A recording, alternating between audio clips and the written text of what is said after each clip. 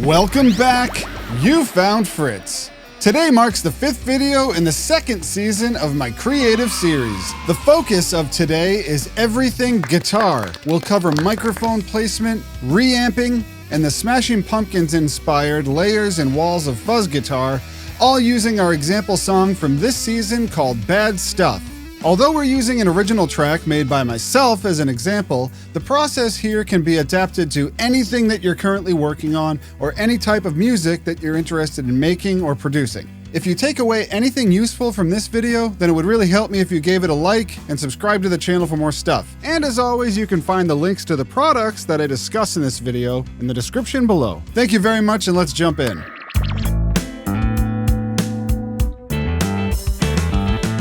The best way to record a guitar, or anything else, is to use an ideal microphone paired with its optimal preamp for any given situation. However, in the real world or in a project studio where you're doing everything yourself, your budget is going to pretty much dictate the gear that you're going to use. Ideally for this song, I would have used a combination of a Royer R121 and a Sennheiser MD421 on every guitar track in the song, aimed at different parts of the speaker for the rhythm and the lead guitar sections. Now, since I'm reamping everything, playing around with microphone placement isn't an issue, and it can actually be a lot of fun. However, I personally don't own either of the aforementioned mics, so we'll have to come up with a different solution. A lot of people immediately think of the Shure SM57 when it comes to miking guitar amps. However, for this song, I wanted to use something that is a little less hyped, around 2 to 6 kilohertz, because this area can become especially harsh sounding when layering lots of distorted guitar tracks on top of each other. So I chose the microphone that I use to mostly record my voice, which is the Shure SM7B. This microphone has a pretty flat frequency response from around 900 Hz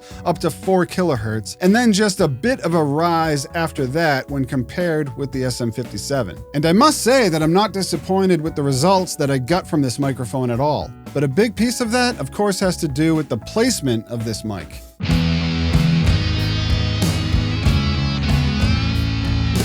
There is a trick that you can try when looking for a good microphone position on any amp using any mic. However, it's important to be careful not to accidentally or intentionally play an instrument while using this technique, because the first step is to turn your amp all the way up.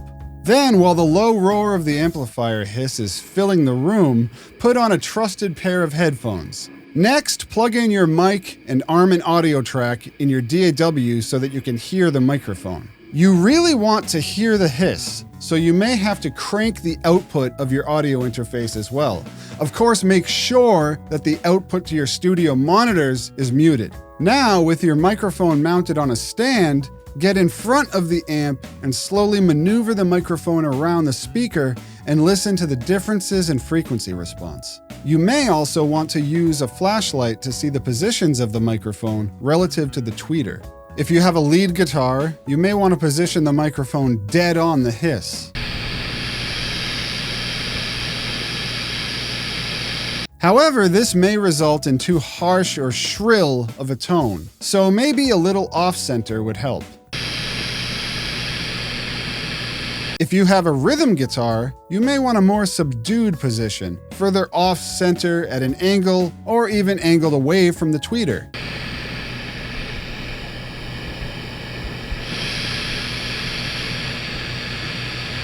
Or, for general use, you could choose a more neutral position. And then use your favorite EQ to taste in your DAW.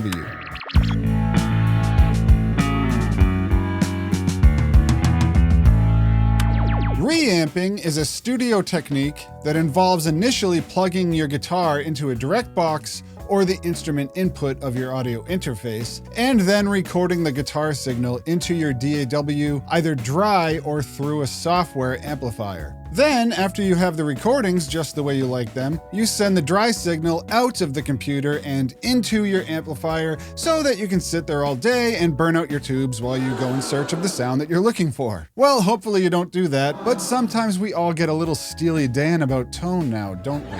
Anyways, after you get the tone to where you're happy with it, you can simultaneously record the reamped signal back into your computer while the direct signal is playing from your DAW out to your amplifier. The one item between the audio interface outputs and the guitar amplifier input that a lot of people seem to overlook these days is the use of a dedicated reamp box. Some people use a direct box in reverse for this purpose, and like I said, some people either don't know or don't care to use one of these devices, but having an actual reamper in the chain not only ensures that you'll have proper signal going into your amplifier, but it also sounds much better than any other method. I'd say that this is just my opinion, but the differences are literally more clear when a reamping box converts the signal from your interface into the high impedance signal that your amp is expecting to see. Reamping boxes aren't exactly cheap, but the good news is that you don't need to spend a ton of money on one of the more esoteric models. Something like the Radial Pro RMP Studio Reamper does an excellent job,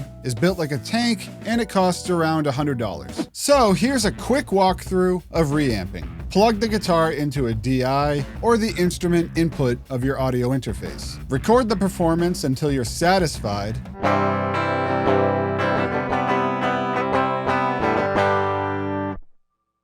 Then route the recorded signal out of your interface.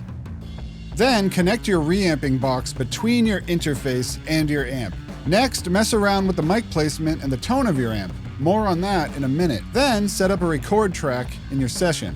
And finally, sit back and relax while the reamped signal is recorded back into your computer. Repeat as many times as necessary.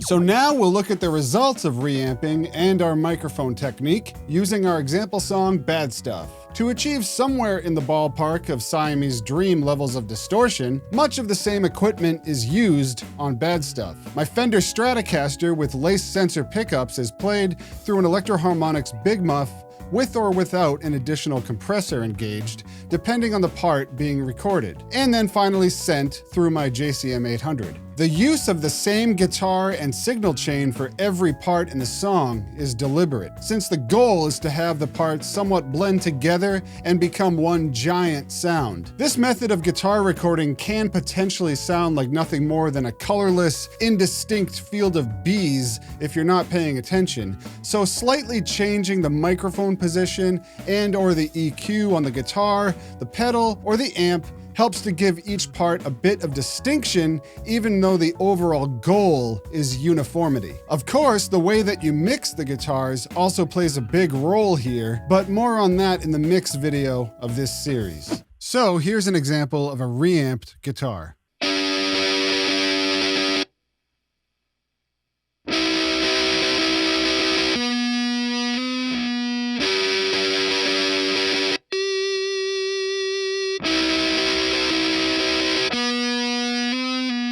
If you've ever used a Big Muff, then you know that they can be very difficult to tame noise-wise. And as you can hear, I've taken the opportunity to edit out all of the noise from the signal before I sent it out to the amp.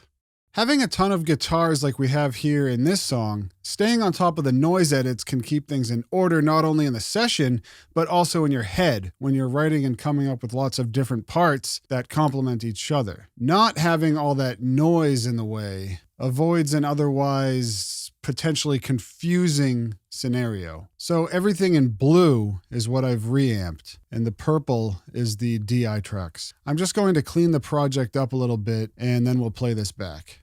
All right, so I've gotten rid of all of the direct parts. So now everything that's in purple is a reamped distorted guitar. And as you can see, there's quite a few layers playing at the same time on top of each other. However, most of them are the same parts panned hard left and right to give some pseudo stereo effects, and they just sound better that way. However, on a rock song like this, when you pan a guitar hard left and right and record the same part over again, you're going to want to get it as tightly played as possible most of the time so that it's not too distracting.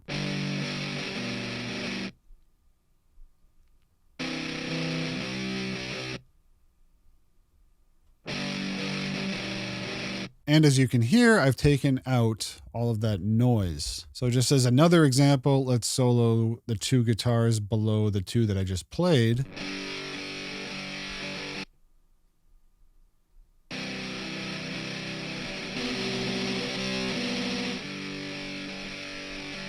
And you can see that it's a different part, but it's just panned hard left and right again. And I have some volume automation on that to push it up where it needs to be heard a little bit more. Now, like I've said, most of the time, you're going to want to play this as tightly as possible, unless, of course, you want the sides to stick out more. And right before the chorus, I wanted to do that on these two guitars. So most of the time, they're playing the same thing, but then they're going to stick out here and there.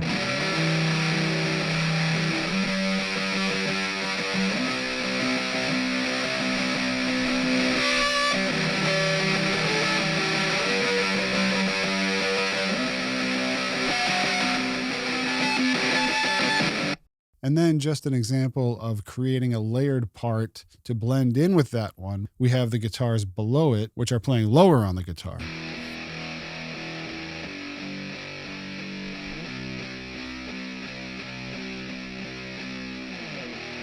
So here's them both together.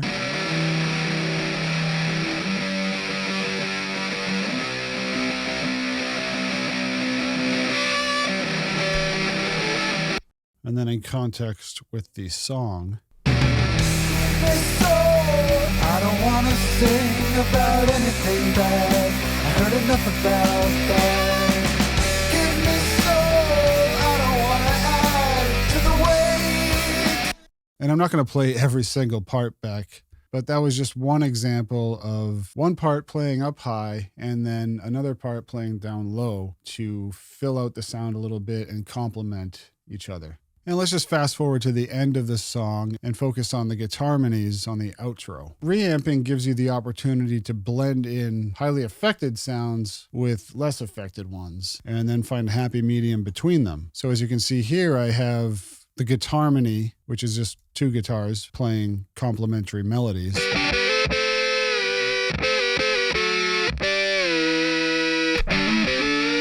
And then I have two heavily flanged guitars. That's the same part, but just more affected.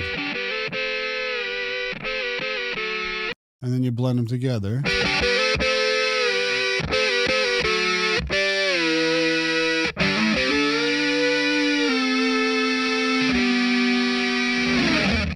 You get some cool effects. So I'm going to cover this a little bit more in depth in the mixing video, but here is the representation of the ending of our reamping journey. In the beginning, it might seem like it takes a lot of extra time to reamp, but when you have an arrangement as large as this one, it can actually save a lot of time. So with that, we'll wrap up the everything guitar section of this series. In the next video, we'll shift focus to the rhythm section, meaning the drums and the bass. I really hope that you've taken something useful away or have at least been entertained by this video. And if you have, then please give it a like and subscribe to Fritz Como Music Creation for more stuff. Other than that, Thank you. and I'll see you next time.